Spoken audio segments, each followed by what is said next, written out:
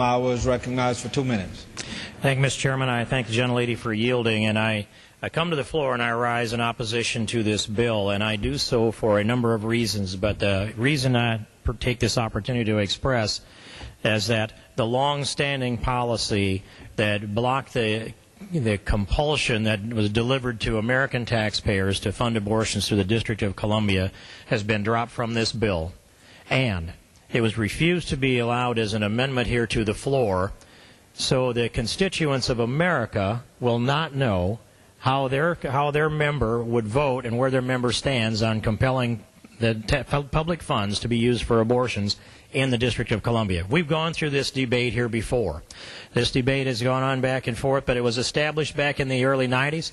The process of funding public abortions in D.C. were established in the early 90s, and that was rolled back, and still the District of Columbia violated federal law for 2 years and continued to fund abortions. Now, here's the image that I have in my mind. Two of them. One of them is to compel anyone who has a moral objection to funding abortions is wrong. The second thing is the memory of the vote on the Mexico City policy when we lost that as a pro-life coalition here in Congress. I saw people over on that side of the aisle jumping up and down, hugging, clapping, and cheering. And why? Because we were going to compel taxpayers to fund abortions in foreign lands. How could anyone be that delighted about such a policy?